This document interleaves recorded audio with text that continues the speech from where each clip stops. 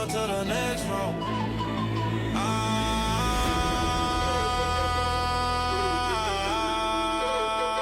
Yeah. Welcome to the next room. From the field on my way to the next room. Welcome to the next room. Ladies and gentlemen, welcome back to Next Row. I'm your host, Vernon Davis. My next guest, this guy played at the University of Miami, known for his time with the Giants. And man, it's so good to see him. Came in 2006, right along with me, NFL draft. Sinorice Moss, everybody. Yes, sir, bro. What's up, man? Appreciate you having me, man. Appreciate you having me, bro. Sinorice, so what's happening, man? You you out of the NFL. You've been out for quite some time, just like myself. Man, what's going on with you? Man, living and loving life, bro. Living and loving life, man. Like we spoke about, man, my son's a freshman in college now, attending Howard University, man. I'm out in LA, back and forth from LA and Miami, attacking this Hollywood life, this entertainment industry, and having fun with that. And it's been a while, man. It's been a journey. I'm loving it. Loving every experience, man, loving every opportunity that comes my way, man, and then just enjoying it. Man, that's when when your name came up, I was like, this dude is definitely the right fit for this show, because for you to go from professional sports, NFL, and then find your way into acting, you got to be super vulnerable. A lot of people don't understand that. To be an actor, dude, it takes a great deal of just putting yourself out there, not giving a damn what anybody thinks. Yeah. And a lot of times, I get a lot of people coming to me, man, and they be like, I want to be an actor. I want to get into a movie. I want to do this. I want to do that. They don't understand the work that goes into being an actor, bro. It's just like football. Before you step in front of the camera, you got to be well prepared, man. It's just what it is, It's just what it is.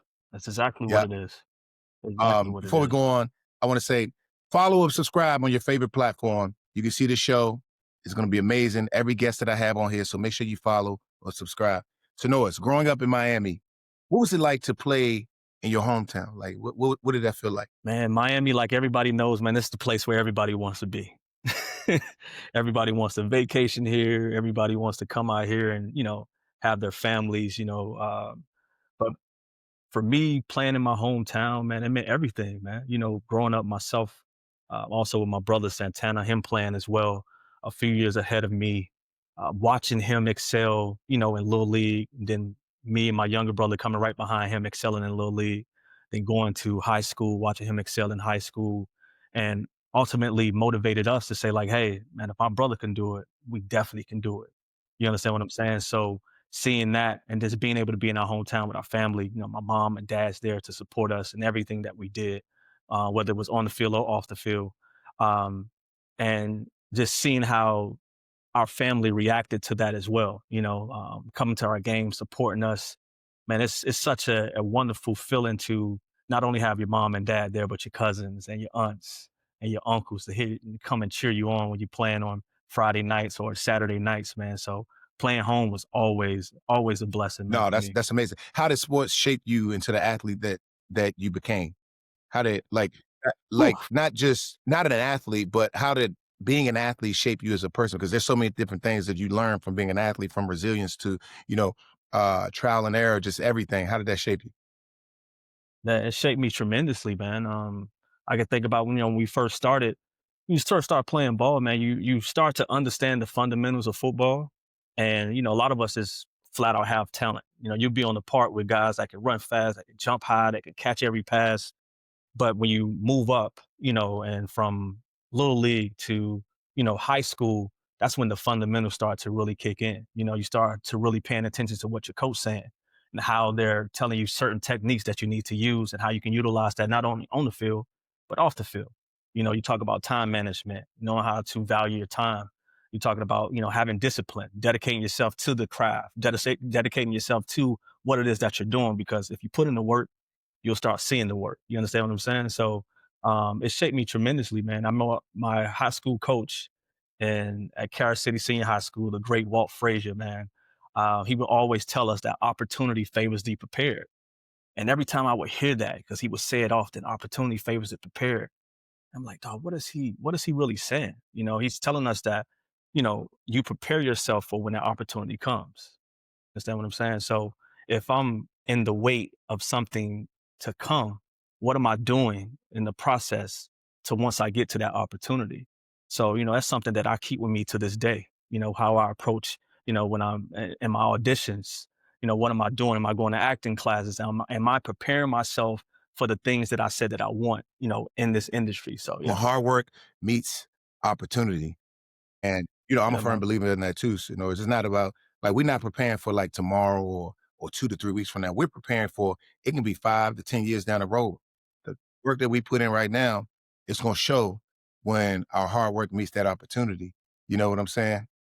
So that's good that you're thinking like that. I'm not surprised because, where you come from a pedigree, I mean, being around your brother and some of the greats that went to the University of Miami, Sean Taylor, Clint Portis, all those guys, you already know what it's like to put the work. So all Yeah, that's happening is that you taking your time from sports and you putting it into everything else that you do. You always be successful, man. It's inevitable. You know what I mean? But you also most ran track definitely.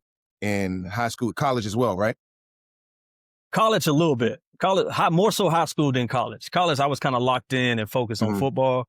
I ran maybe like 2 or 3 like track meets in college just for the fun of it, just to say I did it. But more than anything, I was locked in on football when I got to How did college, track man. help you as an athlete? Oh man, helped me tremendously, man, as an athlete, man. Building up my speed, understanding how to control my speed. I mean, a lot of times when I first started playing football, I was just flying everywhere because I was fast. You know what I'm saying? So once I started to understand, like, how to break down in my routes, or if I was playing running back, and how to utilize my speed when I'm reading through the hole, and then I finally use my burst. It helped me tremendously, man. Once I implemented that from my track game to my Mhm. football game, and then it helped me, in the long run. Yeah, I try to tell my son, he's about to go to the University of Maryland. He's 18. He just turned 18. I try to tell him how important track can be to his football career. But it's like nowadays these kids, man, they just they just go to their own beat, man. It's crazy. They do their own Yeah, they thing, do their man. own thing. It's all good. He'll learn. He'll figure it out. But he's doing really well, so I'm proud of him. You give me what was it like when you went from high school to college? With all the legacy in this stadium, in this school that you finally arrived to. What was it like? What was going through your mind when you first walked in? Man, I was excited, man. They had just won a national championship the year before I got there in 2001. And then prior to that, my brother got drafted the year 2000. So they were winning. They had that pedigree of winning and just the history of the University of Miami, man. You know what that comes with. Me understanding that and knowing like, hey, I'm coming into this university, man, this prestigious university. Not only did my brother go here, but you can name all the greats and go back, earliest to the 70s. You know what I'm saying about the University of Miami, and just knowing that I had to find my own way. You know what I'm saying? It wasn't nothing about what my brother did. I had to find my own way. I had to go out here and I had to put up the work. It was nothing that Santana could do for me once I stepped foot on that Yeah. campus. So I had to go out there. I had to work hard. I had to train harder. I had to know my assignments. I had to make sure that I took care of stuff in the classroom. So when I did get on the field and did get an opportunity, I can shine. And when that time came, I Mhm, did. mhm. And being drafted in the second round, did that have an impact on you? Did you feel pressure from that? No, man, I didn't feel any pressure in college, man, at all, man. I didn't feel any pressure to try to become my brother or do the things that he did. I just wanted to play ball. I wanted to represent not only my last name and my family, but I wanted to represent the University of Miami. So every time I step foot out there, that means something to me. You know what I'm saying? So I was out there playing football. I was out there having fun. We was winning. You know what I'm saying? Like I was out there doing a great time, man. And yeah, I didn't feel any pressure. I felt light, man. But at the same time, I wanted to be the best that I can be. So I put a little pressure on myself to make sure that I did the extra work in order to get to where I wanted to be, and that's to get Yeah, drafted. how important was it to you for you to be able to leave that legacy behind for your family? 'Cause I know you just mentioned that. Yeah, man. Like Santana did it before. Santana came before me and he put his stamp on the University of Miami, but he paved the way. That's how I look at it, man. When I think about what my brother was able to accomplish, what he did, he wasn't, everybody looked at it as, oh man, you guys are small and you just fast. You can't do this. You can't. And man, we went out there and we go out there and we work hard, man. We showcase what we were capable of and what we and what we can do. It was never about bragging about who we were, bragging about what we can do.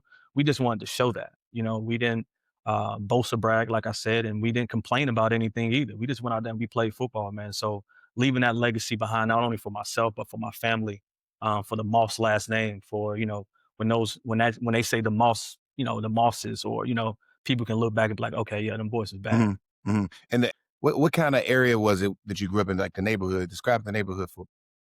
We grew up in Liberty City, and then we moved to Miami Carol City area. So that's where we ended up going to Miami Carol City Senior High School. Inner city area, man, like any other, man.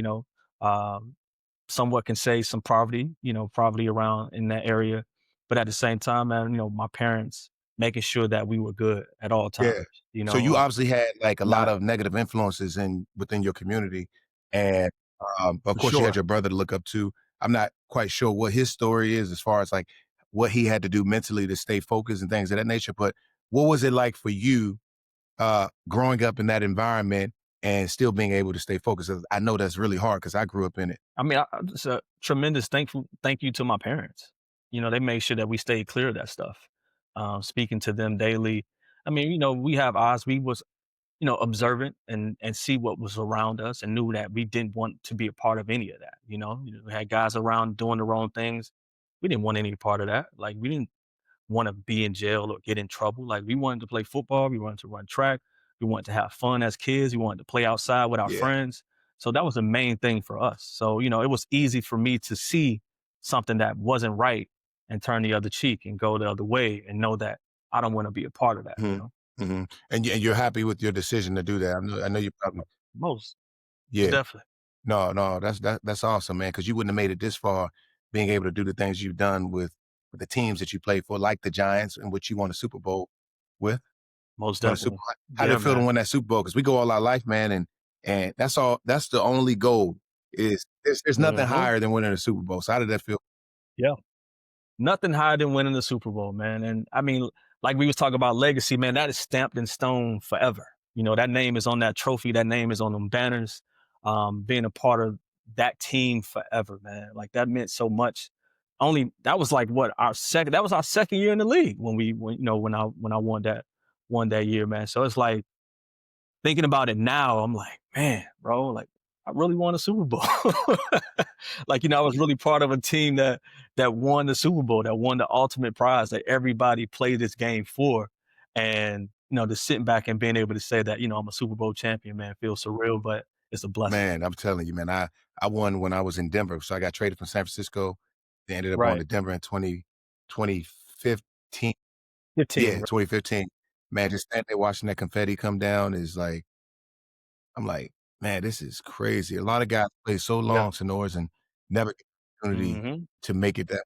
Never, So bro. to be Yeah. able to have that title, like Super Bowl champs, is crazy, bro.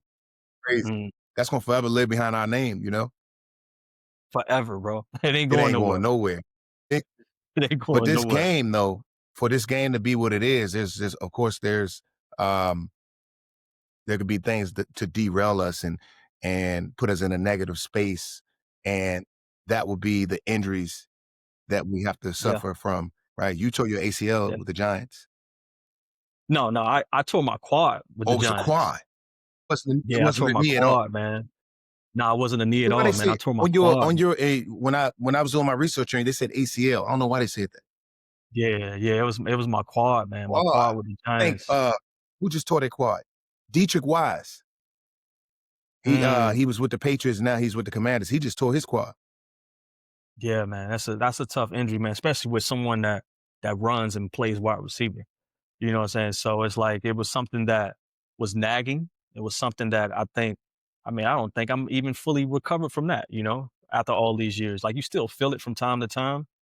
But trying to get back to who you was after you tear a quad, man, is tough, but each and every day, man, I put in work to make sure I got back to where I needed to be, and still went out there and performed when I got the opportunities to perform, with the Giants. But man, that was definitely tough, man. That injury was, whew, it was something that I don't honestly wish on anybody, especially, like I said, when you're using your speed and you play in that position, as wide receiver. It was like, you really got a kick in gear with that power. I ran with a lot of power, so I used to feel it every single Yeah, time, yeah. man. How, Every single time. mentally, how do you stay so positive after suffering an injury for that? Because you came back and then your career continued to go on.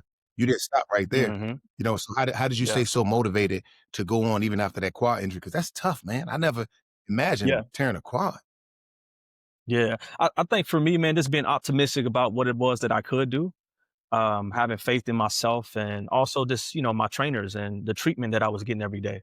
It was things that I was acupuncture I was doing daily, making sure I was stretching correctly. I had my own personal masseuse and guy that stretched me often to make sure that I was ready and prepared for those games or for practice. So with that, and like I said, also just being optimistic about the opportunities that I did and will have when I was playing. I just had to go out there and play, man. It's a lot of that stuff you have to block out. And when you love the game and, you get out there, you could be banged up a little bit. You're going to go out there, you're going to play some football. No, absolutely. And I know you learned that from your brother when you said the massage therapist and the acupuncture and all that stuff. Your brother was the best at that. Because when I got to the Commanders, Yeah. man, he used to, Jordan Reed would come to me. He's like, man, I got this guy at his house. Like, you got to check him out. Like, I'm like, you got it, bro. Like, so I go to the house. This dude that, man, he changed everything for me. I mean, I can't remember his name because I worked with him for maybe 3 months, 3 to 4. Mm, But he was really, really good, man. So, yeah, man. shout out to your bro for blessing us with that. Uh, but Yeah, man. I practiced that throughout my career, like, with the dry needle, the massage therapy, the, eating properly and all those things. Because dudes don't understand, even stretching, guys like you and I, we quick twitch, Yeah. speed. Very So quick you twitch, bro. gotta We need it. stretch. You gotta get those massages, man. That's very important. And you can attest to that. Yeah, man. Yeah, most definitely, man. I mean, for me, it was also gave me an opportunity to understand my body, right? So, you're dealing with these different doctors, and they're explaining to you like what muscles are attached to, what ligaments, and this is this and that. And I'm just like, okay, what I can do, what I can't do. How can I strengthen my quad back to get me back to the point where I'll need to be and who I was. So understanding that stuff and knowing that they were working on me and getting me ready, I was very optimistic about every time I stepped on the field, but at the same time, I still did feel it. Every now and then I feel it. I'm like, man, but I stayed on top of it, throughout the rest of my career. And, when it was time to go, it was time to go. Yeah, no, I get that, man. Yeah, that's pretty dope. That's pretty dope. I want to pivot back real quick to your brother, having an older brother, because Hmm. I have a younger brother, Vontae Davis, who passed away last year. Rest in peace. Yeah, man. My Yeah, condolences, I bro, for appreciate you, sure, man. man. Did you always see yourself in his shadow? What was that like, having a brother who was dynamic and you trying to do the same thing? I didn't. It's surprisingly I didn't feel that way, man. Me and Santana is like so very similar, but also very, very different. And things outside and off the field. I never felt like I was like living in his shadow. I always felt like what he was doing was definitely inspiration for me and motivating for me to know that, hey, my brother can do this, man. I know I can do it. We cut from the same cloth. Like we from the same household. So if my brother can do it, I can definitely do it. So it was motivating for me. And it never made me feel like I was living in his shadow or trying to be him. I just knew that I can get those same opportunities and I can make the best of those opportunities as well, like my brother did. If I continue to put in the work like he was putting in the work, we used to go outside to catch the football. We used to go run routes, you know what I'm saying? We used to go chase each other around the neighborhood to work on our speed in the field. Like he used to always pull us outside. Come on, let's go. Let's go run. Me, him, and my brother Lloyd. Let's go do this. Let's go Wow. catch. Let's go see this. Like he always did that with us. So it's like I'm waking up and I'm living and I'm breathing this. How you can't tell me that I can't accomplish the same thing that he's accomplished. You understand what I'm saying? So that ultimately fueled our work ethic to keep going. Motivated us to keep going because my brother was doing it. So I was like, yeah, man, Tanner man could do it. I could definitely do it, man. No matter what. Did you So ever do you yeah. ever take moments to reflect back on your journey from a child all the way up to now, just to find that I don't know, just the gratefulness behind the journey, man, because it was as easy as it was when you were doing it, because you're Hmm. probably like me, you train your mind, everything's easy, right? But when you think back, it's really hard. It was really hard because it was just little things that could have like just went this way or that way, and then you don't even make it this far, Yeah. right? So do you ever think Yep. back on those moments like that? I think a lot now I do, man. Having those opportunities because I'm being constantly reminded by either it's fans that, reach out via social media and they may send a clip or they may send trading cards or they may send a note from, people that I met when they were 5 or 6 years old. They're now 26. They got their own family. I'm like, hold on, wait, what? So it gives me an opportunity to really reflect and to think about the things and how hard I worked to get to the point that I am now, or even to get to what we went through. Like, high school wasn't easy. College wasn't easy. In my mind, I thought it was a lot of times, but it wasn't if you think about the hours and the time that we put in and things that we sacrifice each and every day to be the best at our position or to be the best, collegiate football team. It was never easy.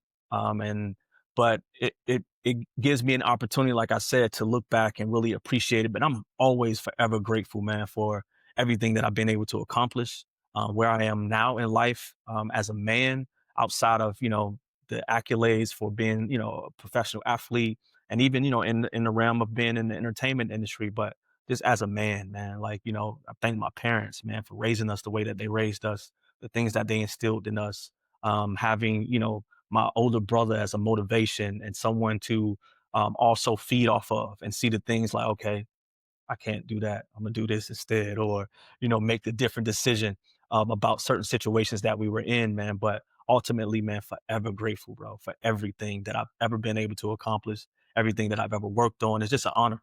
It's an ultimate honor, man, for Yeah, sure. no, you clearly reinvented yourself and moved into that next role in so many different ways, and it seems as if you're going to continue to keep going.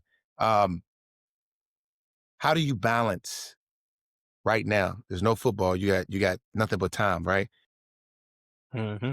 Not time to waste, but time to continue to be great, right? How do you balance Right, your being a father as well as your work life? How do you balance the two, like and family, uh, right. being a father and your work life? How do you balance all that? Yeah, but as a parent, man, I know as well, man, you probably have moments where you're like, am I doing enough? Like you question yourself often because you're being pulled by so many different things. You say you have time, but do you really have time? Because now I'm in a different industry now, and it's very, very demanding. I'm doing auditions, sometimes 4 or 5 auditions a day. I'm knocking out, commercial auditions or auditions for TV shows, and I'm trying to manage that time, but also make time for myself personally to get a workout in here and there in the morning, or I'm on a business call talking to my agent, trying to, get something else in progress to something that I want to pursue. And I make sure that I prioritize that now more than anything. With that time, I make sure that I sit down maybe days before, like, okay, I got this at 2. Okay, cool. I got that at 4. I'm gonna make sure I talk to my son between this time, figure out his schedule, make sure that we, connect and talk and make sure that he's good if he need anything. But then also be able to, um, you know, pour into myself as well and knock out the things that I need to knock out for what it is that I'm trying to do as far as like booking these roles. So yeah, man, definitely prioritizing the best way that I can, each and every day. But I'm making it definitely a priority to do that for myself because we can. It's a difference between busy and just doing things and just putting things all together, but making sure that I'm okay and that I'm well while doing those things as well. So I make sure that I prioritize those things each and every day. No, that's great. Did you know right after football that you were going to get into acting? Did you already have a plan for that? Most definitely, I was doing it while I was playing, bro. So when did you, when? Yeah, I was. So for me, in high school, I was modeling, I was doing commercial work and all that stuff in high school. So it's always been like a dream of mine to do the thing that I'm doing now. So for me, I was doing modeling for Sports Authority, for Finish Line, Foot Action, all these different publications. I was in the Sunday's papers. I was doing all of this different stuff because that was my dream outside of my dream. You understand what I'm saying? So I had a dream of becoming this professional athlete, but I also had a dream of, hey, I can be on TV. I can be on that commercial. I can be on that TV show. Like I remember sitting in front of the TV as a little boy and it's like, I can do that. I can do that. Like telling my parents too, like, hey mom, I'm gonna move to LA. They're like, boy, No, I'm gonna move to LA one day. I'm gonna be on that movie. I'm gonna be on that TV show, and then having the opportunity to actually put my foot inside, in that window when I was in high school and got a taste of it. Of course, in college we couldn't do any of that. NCAA rules was completely different when we was in school at that time, so I couldn't dibble and dabble in football and also in entertainment industry. I just couldn't do it at that time. But when I got drafted in '06, I got right back into it, man. I got right back into it. I think I booked something in '06, maybe. I think it was a soap opera. I booked, which was it? Which one was it? I can't remember exactly which one it was. But it was like one of the huge soap operas. I booked a role on that, knocked that out. But I was still, constantly pursuing, of course, football. Rookie year football. So I'm definitely dedicating my time and being a professional in that, but also having opportunities with Reebok. I was signed with Reebok. So I did a few commercials with them and a few print ads with them. So I'm still doing the things, playing ball, but I'm still also chasing that other dream as well. Where I'm being a model for Nike. I'm being a model for Reebok while I'm still playing and doing all these different things. So when I finally stepped away from the game in 2014, oh yeah, I had already filmed a short film in, I think, 2011, 2012 called The Last Fall. I filmed a short film in 2010 called This Time that I was also a producer on. And then in 2014, I was like, yeah, man, I'm moving to LA. I'm moving to LA. And that's when it all started, man, and just dived in So you have a chance to go back again. completely. Would you rather do football or acting right away? Football, bro. Football for sure. Okay. Would you rather Yeah, coach your football for son sure. or watch your son? Watching my Okay. son. Okay. I just had to Yeah, think you real yeah, quick. I wanted to see what you were thinking on yeah, that. But now that's yeah. I cool, man. I definitely had want to no watch him, bro. idea Yeah, that you were doing all that. That's why I like these type of platforms, because you learn so much about people. And I feel like people need to know that, because that's an inspiration, man. A lot of athletes don't know what they want to do when they're done. And yeah, just like yeah, you, I man. was doing the same thing. I took a class at the Shelton Theater of Art in San Francisco. Then Yeah, I was in my first film called Hell on the Border. I did Baywatch with Dwayne Johnson's. Dwayne. And Yeah. then after that, I had my own script after I retired in 2020. And I was off to the races right after that. But, a lot of Mhm. times too, Sinorice, for what we do, like, athletes don't understand that. Like, the way we express ourselves and being the vulnerability that we have to show. It's hard for us to be able to show that in a locker room. You know what I mean? Did Right. you find that the Yeah. same? Like, you couldn't show that side of you in the locker room because, right? I think I did, man. No matter Yeah. what. Yeah, I think I did, and no matter what. Yeah, I mean, because guys can tell, bro. Like you can tell. You know how locker rooms are. Some locker rooms are cool, and some locker rooms are crazy. That's just what it is. Like you got certain section of the locker room. Like we ain't going over there. Those guys over there a while. We gonna stay on this side. We gonna stay in between, in the middle. Yeah, we ain't going over there. So, but I think ultimately you have an opportunity to just be yourself, right? So it's not like you're overly trying to show people who you are. You just, as teammates, you're around certain guys, you tend to pick up like, oh man, he really enjoys music. Dang, he knows the history of this. Damn, this guy here he knows everything about animals. And this, like, you pick up on so many different little things, man, after hanging around your teammates for so long. So I think a lot of my teammates knew. They used to see me in some of the ads and Reebok stuff, and they used to be like, "Oh, brother, like that's you. I, yeah, that's you all the way. Like I can see you being in this and that." And I'm like, "Oh yeah, that's what I'm doing right now." They're like, "Yeah, yeah, that's what I'm doing for sure." So I think naturally for me, it was nothing that I had to, like, I guess, point out. Like, "Oh yeah, I'm doing this. Look at me, I'm doing this." They already saw it, or they can just see it in me. Do you feel like that transition from sports to the world of entertainment was like it simplified things for you as you left the game because you started earlier while you were playing? Was that a big difference? I don't I don't I don't think it simplified it at all, because when I left the game, I had to dive in completely. Like now I'm like, okay, I'm in LA. What's next?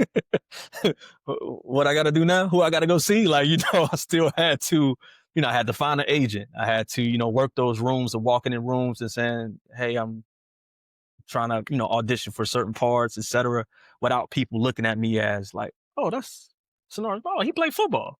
Like people did not know, bro. I used to walk in rooms and just read, audition, book certain roles, And then later on, I will be on set and people like, why you didn't tell us that you were such and such? I'm like, why would I tell y'all that? Like, I'm here as a professional actor to book this role. I don't want to book these roles because you maybe was a fan of the Giants or you saw me, and you saw me play in a game. Like, I want you to honestly hire me for these roles because you believe I'm the best person for this role. And I don't talk about, what I did in my past by being a professional athlete unless somebody come up and like, hey man, bro, love when you played at the U. Or, man, hey, bro, I saw you at the Giants. I'm like, oh, respect, appreciate you.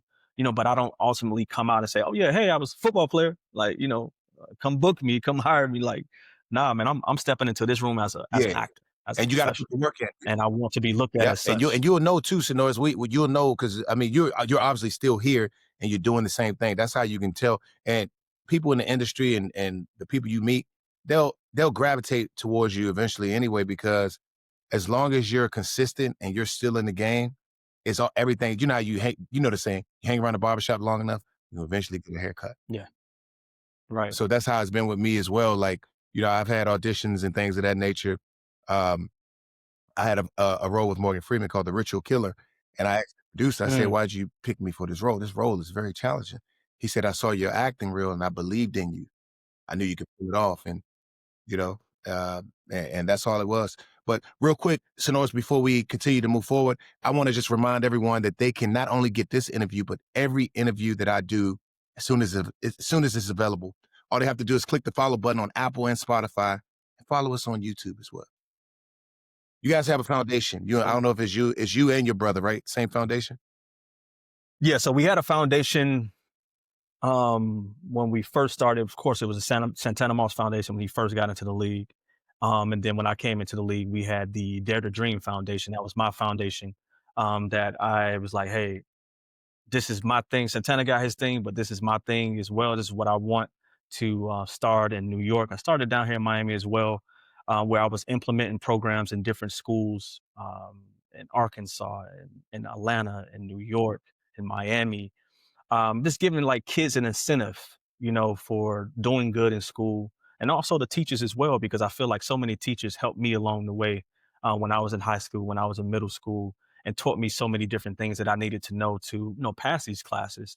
And you think about how many teachers, they don't get paid how they should get paid, so that was like, for me, when I started that foundation, Dare to Dream Foundation, that was like me giving a big hug to all the teachers, even the ones that I didn't know. It was like, this is something that I wanted to implement inside your schools. Kids would write essays to me, man. It was beautiful reading some of these essays, and these kids were the first to, go to college, and, they wanted to accomplish so many different things. And this is around, 2010. So half of these kids have reached back out to me and told me like, hey man, I went to college, bro, like because of you, or, I believed in myself to do this because, you came out to the school and spoke to us that one day. Or I also had this thing called, I was a part of it called Suit Dreams, where I bought the senior high school, the seniors, some suits to go to school, to go to their prom. I can't remember the name of the high school in New York, but unfortunately, these gentlemen, there was maybe about 20 of them that didn't have suits to go to prom, man. And I was like, oh nah, yeah, take care of that. Let's go handle that. And I remember a few of those kids from that initiative, man, reached back out to me years later, man. Like, yeah, I'm in college, man. Like, you inspired me to like keep going. I'm playing baseball for this small school here. I'm like, I would have never known that unless these kids reached back out to me, So, man, it's a beautiful thing, man, with these foundations, man, because you want to give back to your community. With the Santana Moss Foundation, with the Dare to Dream Foundation, when we all brought it together, when we both got into the league, we ended up bringing and merging those two foundations together, and we were doing certain things out here in Miami, at the parks, having days for kids to come out and just enjoy and be around us, but not only us, our families as well. Implementing programs within different high schools. Santana now has his 89 Ways foundation in DC, in Virginia area, and he's doing so many great things out there, man, in Virginia.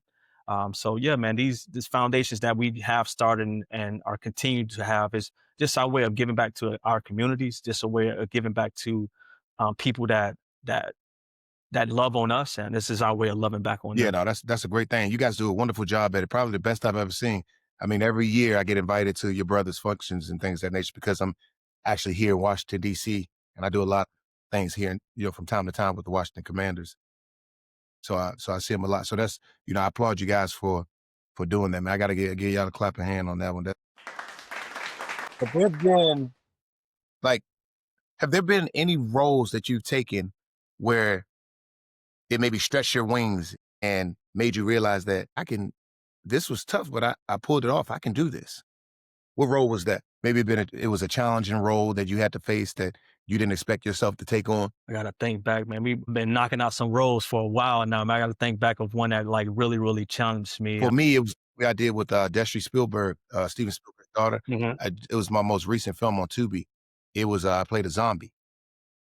That was, man, I never imagined playing a zombie. I mean, sitting there putting on makeup for 6 hours a day. Yeah. Crazy. It's crazy, but I pulled it off and did a great job.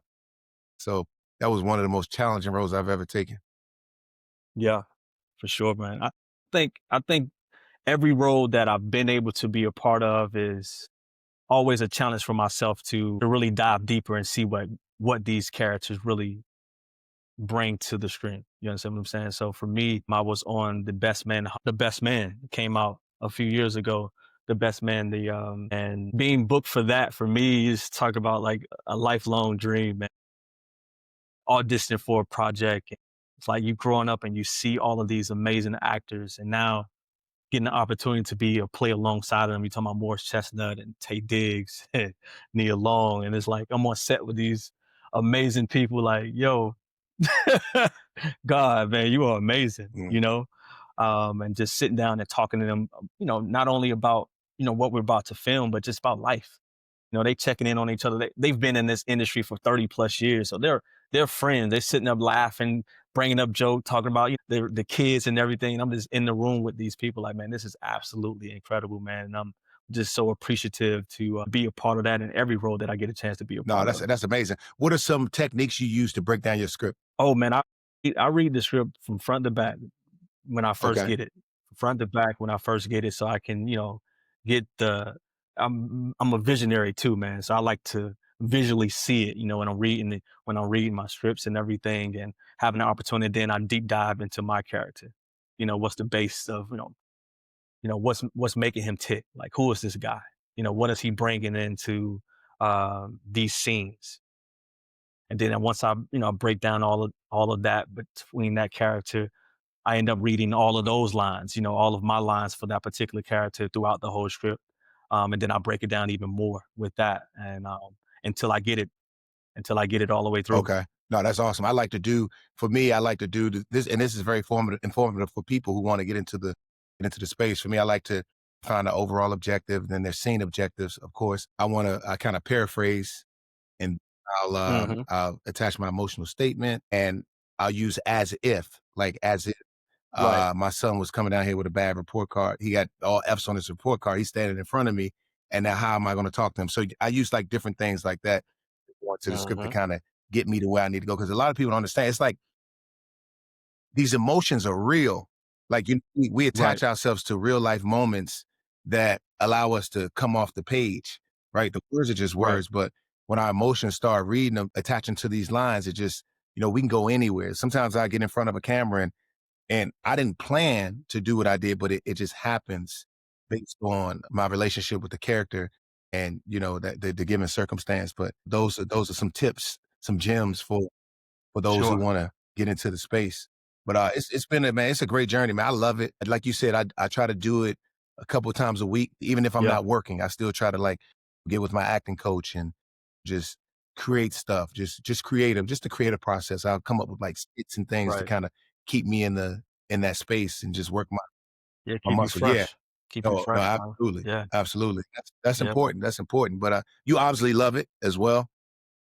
Man, I love it, man. I've been knocking out these auditions, man, and also commercial acting as well past few years, man. I actually have a commercial that just dropped yesterday for the Florida Lottery. I just posted it in my IG stories. And yeah, man, for the past, I say about 4 or 5 years, man, I've been knocking out commercials left and right, man. It's been a blessing, bro, to really book these commercials, man. I've booked commercials for you you name it, all type of different brands, Five Below, Spectrum, Florida Lottery, Toyota, and the list goes on, man, with so many different brands that I've been able to, you're talking about maybe over 40 plus commercials, man, been able to knock out, in the past 5 years, man. So it's been a tremendous blessing, bro, for sure. You Yeah. really took your creativity to the next level, man. It's like, it's amazing to see, man. It's just beautiful because it proves to anybody, everyone, that anything's possible. So I applaud you on that again. I Who is appreciate it. someone or a coach that maybe changed your mindset, gave you something that you still carry with you to this day? I would say Coach Frazier, man, my high school coach, Coach Walt Frazier. For Coach Frazier, man, football and what he taught us, man, about, just not letting your teammates down. Like we used to have this saying every day because I feel we had to run across the track to get on the field. And he would always say, I would not let my teammates down. I would not let my teammates down. And I take that with me everywhere I go. I mean, I say it still to this day. I can be getting in my car. I would not let my teammates down. And when I say my teammates, I'm talking about my family. I'm talking about my son. I'm talking about my girlfriend. I'm talking about, people who I have in my life. I won't let them down. When I'm doing a project and I'm working on a project and I'm meeting the producer and the director, or I'm working with the other castmates, I will not let my teammates down because we in this together. That's how I see it. So for Coach Frazier, man, the things that he instilled us in high school, he taught us to be men. Now it wasn't always about football, but the discipline and being a good person. So I'm really, really, truly grateful for Coach Walt Frazier, man, and everything, man. I say everything. He has so many guys that you could call like his kids. Right? He's been coaching for years, man. So many different things that he instilled in us, man. So I'm tremendously grateful for Coach Frazier. Wow, that's great, man. It's the things that we take with us from playing a game of football, man. It definitely really carries over in life. And I don't know where I would be if I didn't have that platform and that space to be able to do that, man. So it's an Sure. honor. It truly is. It truly Yeah, is, no, man. it's special. If your life, okay, Sinorice, there's a film, there's a movie. Someone's making a movie of your career, your life. What would the name of the film be, and who would play you? I would say Lorenz Tate will play me. Lorenz Tate. I like that. Okay. Oh Lorenz Tate will my play gosh, that's me. perfect, bro. Lorenz Tate will play Okay. me. What's the name of the movie? The name of the film, you put me on the spot with that one.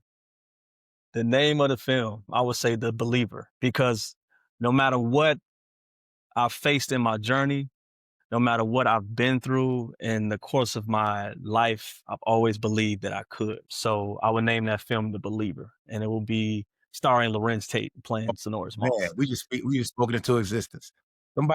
Spoken to Somebody's gonna existence, listen to bro. this podcast, and they're gonna come to you and make this film called The Believer. Man, I'm telling you, man. I'm speaking into existence. I'm down Man, for it. what? Hey, you got me excited, bro. You got me excited. You put me on the spot, man. I'm like, yo, wait up.